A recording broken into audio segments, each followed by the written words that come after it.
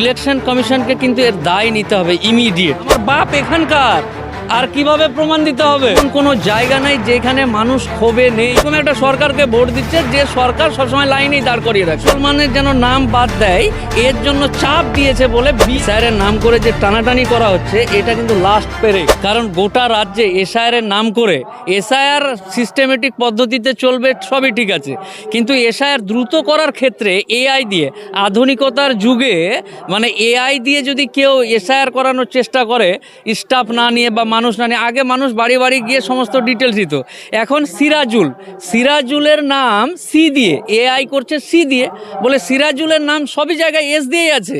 এরকম করে বিভিন্ন রকম বিভ্রান্ত, এটা নতুন করে বলার ব্যাপার না। রাজ্যের মানুষ এই বিষয়টাতে, হিন্দু মুসলমান সবাই, রাজ্যের সাধারণ জনসাধারণ এসআইআর নিয়ে ক্ষুব্ধ এবং বিক্ষুব্ধ, যেটাই বলুন না কেন। কারণ এবং খুবই অশান্তিতে আছে, কারণ মানুষ আজকের দিনে 200 টাকা ইনকাম করবে কি করে সেটা নিয়ে ব্যস্ত। তার মধ্যে আবার 14 বার, একবার খসড়া লিস্ট, একবার হসড়া লিস্ট, একবার ভসড়া লিস্ট, এই যে বিভিন্ন রকম লিস্ট বের করছে। এই লিস্টগুলোতে কোনো সময় নাম থাকছে, কোনো সময় নাই, তারপর নোটিশ করো, এই করো, এই করো, বিভিন্ন রকম ক্যারিকেচারগুলো করছে।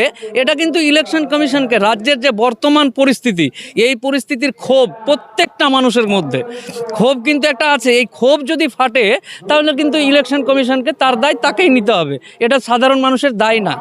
মুসলিমদেরকে টার্গেট করা হচ্ছে, বা এই যে সংবাদ প্রতিদিনে একটা খবর বেরিয়েছে, 17ই জানুয়ারি সংবাদ প্রতিদিন, ওখানে খবর বেরিয়েছে যে রাজস্থানে বিজেপি মুসলমানের যেন নাম বাদ দেয় এর জন্য চাপ দিয়েছে বলে বিএলও যারা এটার দায়িত্বে আছে, সে আত্মহত্যার মতো পরিস্থিতি। তো এইরকম পরিস্থিতি হচ্ছে। এগুলো রাজনৈতিক ব্যাপারটা হচ্ছে, সরকার চলবে নির্দিষ্ট সিস্টেমে বা সংবিধানকে মেনে, নিঃসন্দেহে এটা হবে না কেন। এসআর ভালো জিনিস করুক না, নাম ঠিকানা, বাপের নাম, 14 গোষ্ঠী, এগুলো দেখুক, কিন্তু এটা দেখতে গিয়ে ইন্টেনশনালি যদি কোনো রকম মুসলিমদের হয়রানি করার চেষ্টা করে বা কোনো হিন্দুদেরও হয়রানি করার চেষ্টা করে, অনেকেই এরকম আছে। শুধু মুসলিম, দেখুন, এক হাতে তালি বাজবে না, ঠিক তেমনই একাই কোনো গোষ্ঠীকে চাপ দিতে গিয়ে তখন নিজের মধ্যে অটোমেটিকলি যে আমার হিন্দু ভাইরা আছে তাদেরও নাম চলে আসছে। তো এরকম করতে গিয়ে প্রত্যেকটা ইয়েতে, ব্লকে বা বিডিও অফিসে বিভিন্ন রকম হয়রানি। আজকে এমন কোনো ব্লক, এমন কোনো জায়গা নাই যেখানে মানুষ ক্ষোভে নেই। প্রত্যেক দিন হাজার হাজার মানুষ, কোটি কোটি মানুষের নাম বাদ দেওয়ার কথা বলছে। এর আগে একজন গবেষক মানিক ফকির বলে তারা বলতো, তখন আমরা ভাবতাম যে মনে হয় পাগলের মতন প্রলাপ বকছে, কিন্তু না, পরবর্তীতে দেখা গেল এসআইআরের উদ্দেশ্য এবং এসআইআর যে ইন্টেনশনালি যখন কোনো একটা ধর্মকে টার্গেট করবে এবং এটা থেকে ভোটার কার্ড বাদ দিয়ে ডিভোটার করে সামগ্রিক দিক থেকে দাস বানানোর চেষ্টা করবে, আর মানুষ এটাকে মেনে নিবে। আজকালকার যুগে চাঁদে যাওয়া মানুষ, আর তুমি এসআইআরের নাম করে, আমি এখানে জন্মগ্রহণ করেছি, আমার বাপ জন্মগ্রহণ করেছে, আমার দাদু এখানকার, আর তুমি এসে বলবে এআই দিয়ে যে না তুমি এখানকার না, তোমাকে ডিভোটার করা হলো।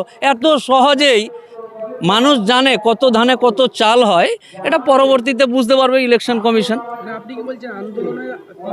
আন্দোলনের তীব্রতা অলি গলি থেকে শুরু করে এলাকা, পাড়া, প্রতিবেশী থেকে শুরু করে ব্লক, জেলা, রাজ্য, দেশ, এই আন্দোলন সামলাতে পারবে কিনা তার জন্য প্রস্তুত থাকুক।